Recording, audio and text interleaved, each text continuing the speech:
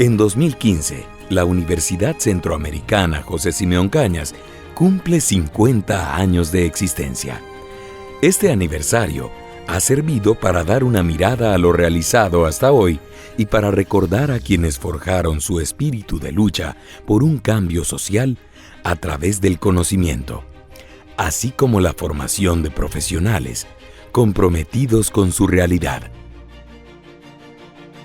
Es un momento oportuno para mirar con sabiduría la historia de nuestra universidad, una historia martirial marcada por el compromiso con los pobres y la búsqueda de la liberación y la justicia de la que tan urgida está nuestra sociedad. A la vez, es una gran oportunidad para ver hacia el futuro y prepararse para responder a los principales desafíos y retos que tiene hoy la UCA ante la realidad actual salvadoreña y centroamericana.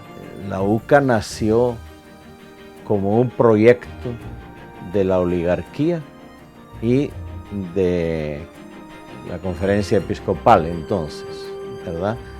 ¿En qué sentido?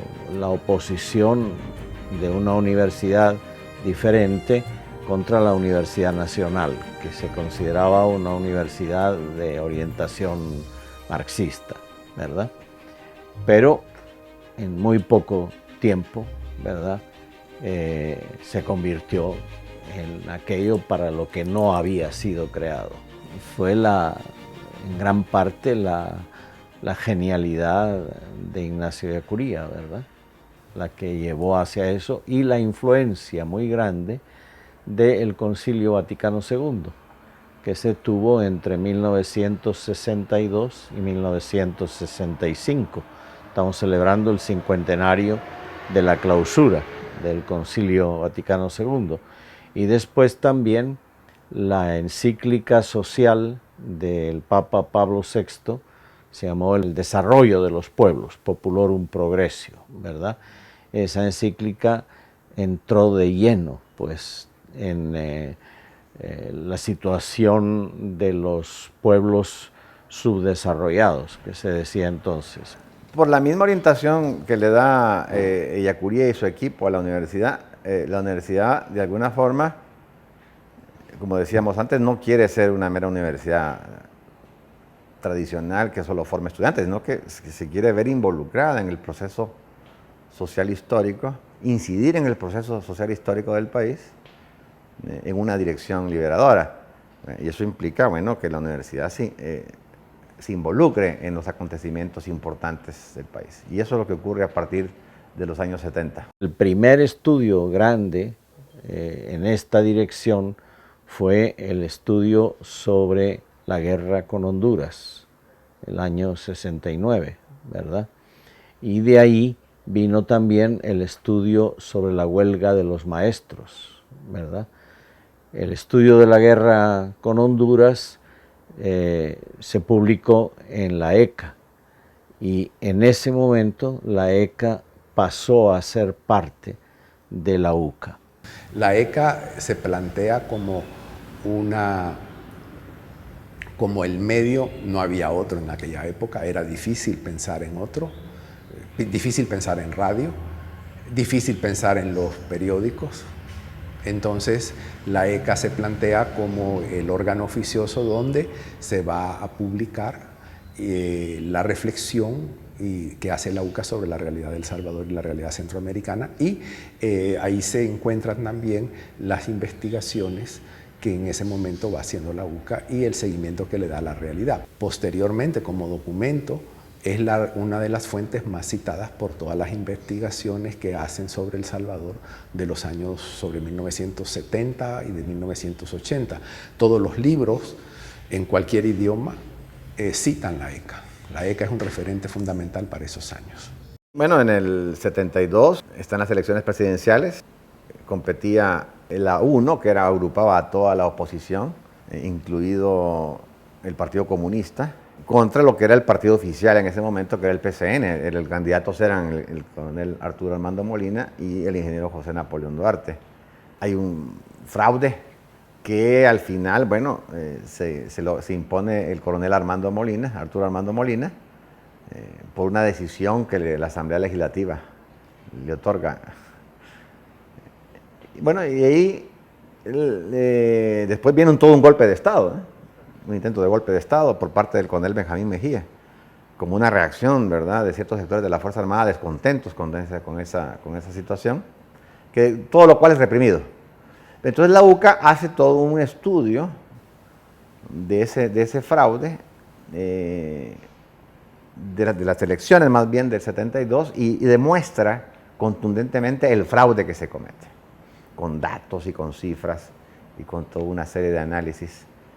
Y eso se publica en un libro que se llama El Salvador, Año Político, 1972.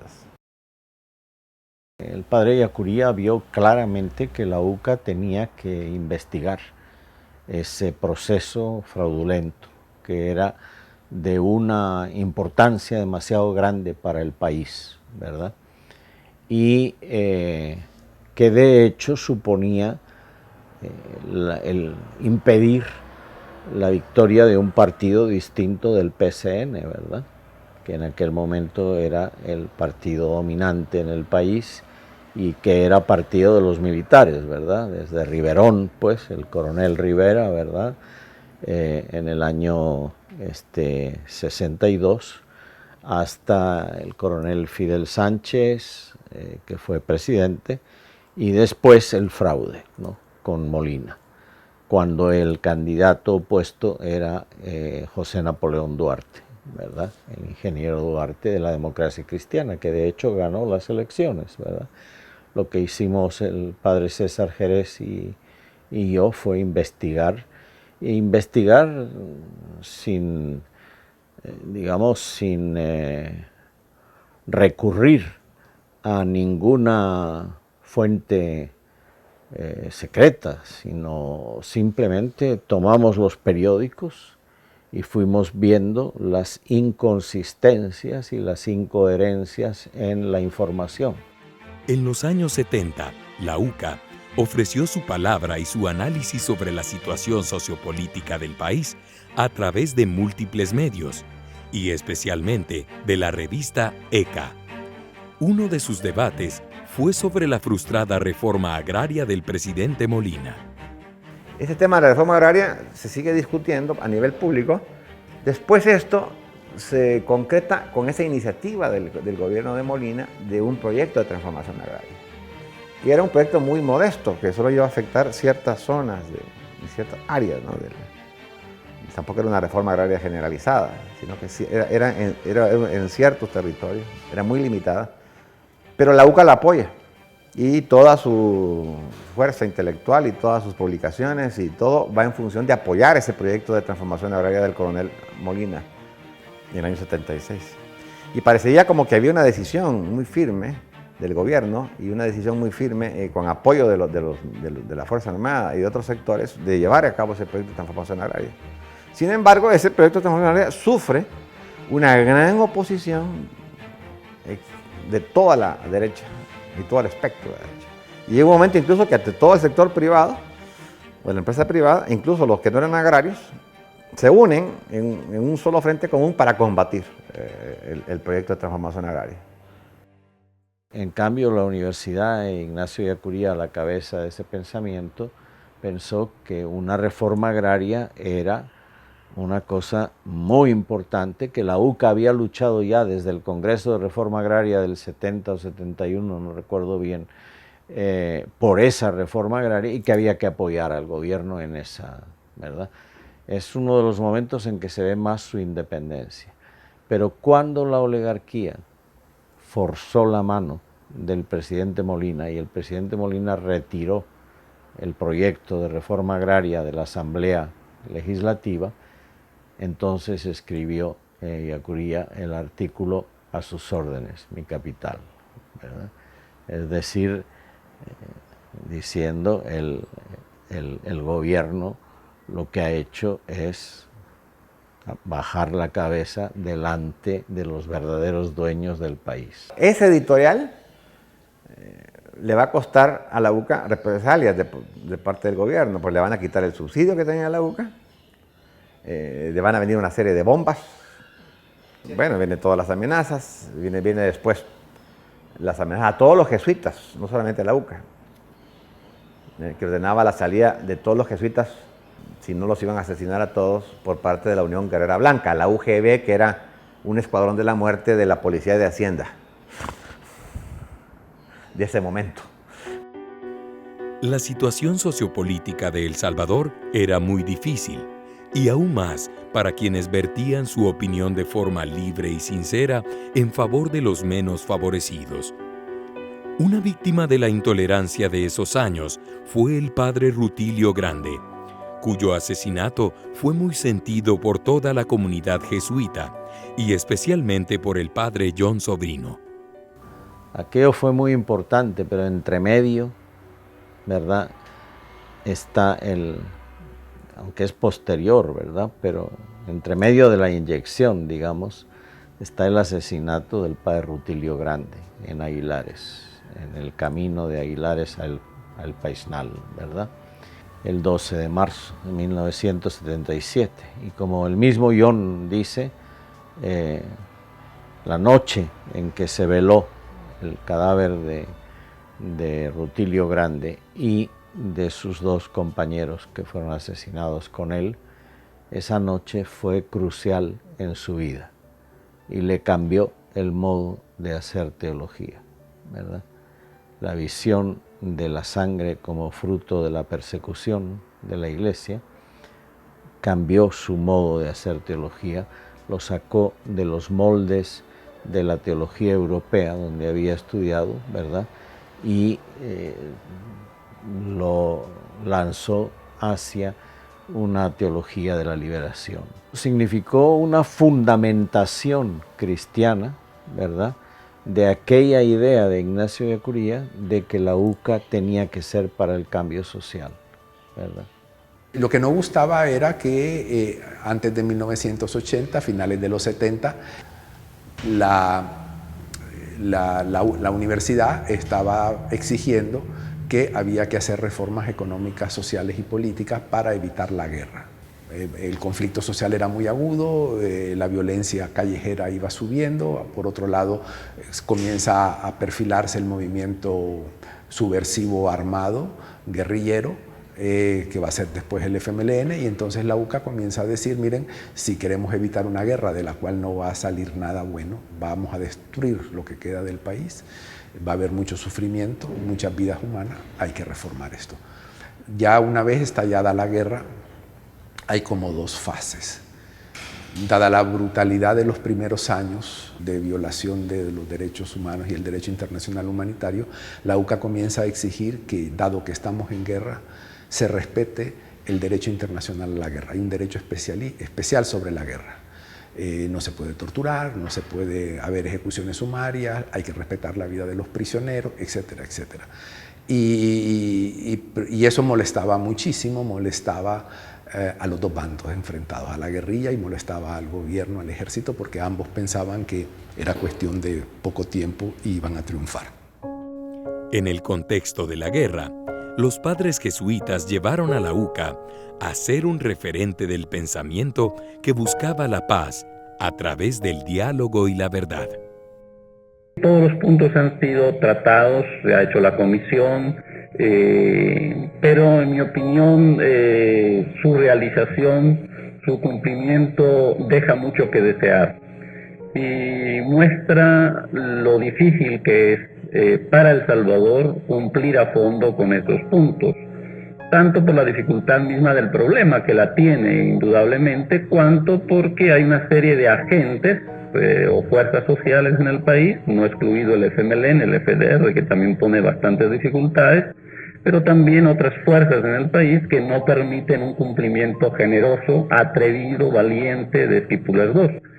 A medida que avanza la década, a mitad de la década, la UCA comienza a decir que no hay más salida que un diálogo político. Primero comenzó hablando de diálogo y después progresivamente fue hablando de negociación.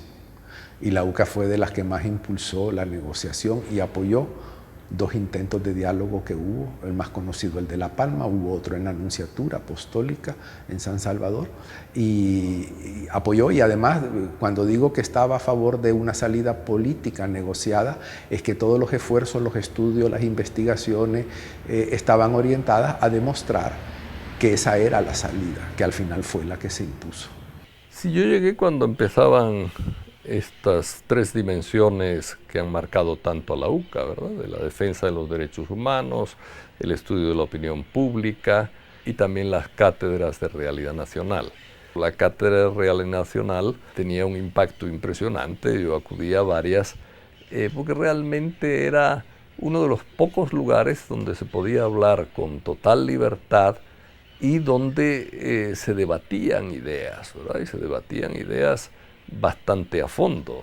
En una época donde no había acceso a las empresas mediáticas, ni las escritas, ni la televisión, ni la radio, y donde ninguno de estas empresas mediáticas decía la verdad sobre el país, entonces el padre Ellacuría decidió que había que, dado que la universidad se caracteriza por su autonomía, no solamente política, sino autonomía de pensamiento, entonces decidió establecer una cátedra en la cual tanto él como otros, pero bajo su dirección, ventilaran, discutieran, presentaran los problemas de la realidad nacional, y en ese sentido la cátedra fue un éxito asombroso, rotundo. Me acuerdo, pero muy bien, de haber oído a Ellacuría diciendo, en realidad, la misión de la UCA en este tiempo de guerra se resume en salvar vidas. Ese es en el fondo la política de la universidad, salvar vidas. Ahora, ¿cómo la salvamos? Al estilo universitario y al modo universitario, investigando la realidad, diciendo la verdad, preguntándonos cuáles son los caminos de salida, presionando con la verdad a nivel nacional e internacional para encontrar nuevos caminos, etc. Y evidentemente pues los temas eran derechos humanos, los temas eran justicia, los temas eran estructuras sociales injustas existentes, los temas eran pobreza, los temas eran abuso de poder, de fuerza, medición de la opinión pública en favor de la paz, etcétera, ¿verdad? Eran temas fuertes. El anhelo por tener un país en paz llevó al asesinato de Ignacio Ellacuría, Ignacio Martín Baró, Segundo Montes, Juan Ramón Moreno, Amando López y Joaquín López y López, junto a Elba y Celina Ramos, quienes trabajaban con ellos el 16 de noviembre de 1989. La brutalidad silenció la intelectualidad y el pensamiento valiente de estos padres jesuitas, reconocidos a nivel mundial por su aporte académico y filosófico. Los asesinos sabían perfectamente lo que hacían, ¿verdad? Sabían que daban un golpe, y un golpe duro, ¿verdad?, a la continuación de las posibilidades, de las condiciones de posibilidad del trabajo de la UCA, ¿verdad? Que de repente desaparezcan dentro de los 5 personas, ¿verdad?, que trabajaban directamente en la UCA y que eran responsables de algunos de los puntos más importantes de la UCA. Bueno, eso causó un golpe enorme, ¿verdad? No fue fácil. Yo suelo decir que hubo un periodo de depresión institucional. Costó 5 o 6 años salir de esa depresión. El vacío que habían dejado los mártires era demasiado grande. Eran personalidades muy fuertes, con un gran liderazgo, y eso no se podía reemplazar. El impacto del asesinato, el vacío dejado, generó en mucha gente importante de la UCA desánimo.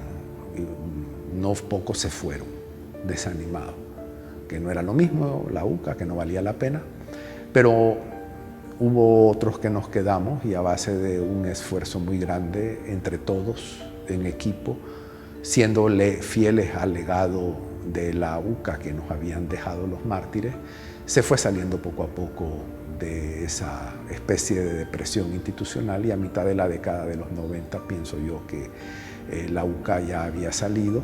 Pienso que el secreto está en haber sido leales, con creatividad, al pensamiento de lo que debía ser la UCA que dejaron los mártires, al legado de los mártires. Durante la posguerra, la UCA mantuvo su postura firme con respecto a temas de importancia para el país, siguiendo los ideales que le habían forjado su quehacer universitario desde sus primeros años, cuyo principal exponente era el padre Ignacio Ellacuría, apoyado por los demás mártires de la universidad. Después de los acuerdos de paz, la UCA participó en la formación de los diferentes jefes y líderes. ¿Sí? Vino los de Naciones Unidas, ellos capacitaron, digamos que ellos tenían la formación durante el día, y como habían muchos dirigentes de ONGs o comandantes que tenían sus actividades durante el día, se crearon también cursos de adaptación en la noche, programas de incorporación para sacar a esta gente que no había terminado sus estudios. Cuando se hace la primera formulación, o más bien se intenta formular el Plan Nacional de Ordenamiento Territorial, ahí la universidad está trabajando procesos de planificación y de alguna manera genera debates, ¿verdad? Genera discusiones sobre cómo hacer estos esfuerzos. Un proceso bastante multidisciplinario, en donde, por ejemplo, en aquel entonces lo trabajábamos desde el Departamento de Arquitectura en asocio con el Departamento de Sociología y Ciencias Políticas, hasta que se formó en el año 2000-2001 la Maestría en Desarrollo Territorial, en aquel momento llamada Maestría en Desarrollo Local, y ya se comenzó a gestionar todos estos procesos desde ahí, desde esa instancia en la UCA. Yo participé como miembro de la UCA en las reformas educativas de los años 90. A mí me tocó diseñar todo el currículo de sociales, por ejemplo, el nuevo currículo de la Asignatura de Estudios Sociales y Cívica, de tercer ciclo de bachillerato, en el 95, en el 97. He participado también en la elaboración de la PAES, de los ítems, sobre todo el área de sociales, desde el 97 hasta el 2010. Participé en todo eso. Después de los asesinatos de 1989, yo pude hacer lo que pude hacer porque conté con un equipo de gente en la UCA muy bueno, gente muy bien preparada, gente valiosa, gente muy colaboradora. Y yo no lo hice solo. Los mártires tampoco hicieron de la UCA lo que fue la UCA ellos solos. En aquel momento había un grupo de docentes muy bueno, muy bien preparado, colaboradores, inquietos. La UCA llega a 50 años de vida, consciente de que la lucha por la justicia social continúa y que la realidad cambiante le impone nuevos desafíos que requieren conservar esa postura firme y segura, tal como la tuvo el padre Ellacuría al poco tiempo de su fundación y que a través de los años le ha permitido estar cerca de las mayorías en El Salvador. La UCA se hace presente de muchas formas, publica muchas cosas, dice muchas cosas, tiene medios, tiene programas como Miradas, pero todo eso queda como invisibilizado en toda esa complejidad social, política, mediática que vivimos a esta segunda década del siglo XXI. Debe ser un momento de reflexión, un momento de aprender de lo vivido, pero también un momento de relanzarnos, de replantearnos nuevos retos, de ver hacia dónde debe de ir una universidad con esta base sólida, ¿verdad?, de su misión institucional, pero también con una nueva realidad, con una nueva formas distintas de formación, de generar procesos de enseñanza-aprendizaje, nuevos contactos, nuevas realidades, nuevas redes que de alguna manera nos permitirían hacer una incidencia todavía más clave por este país y por la región.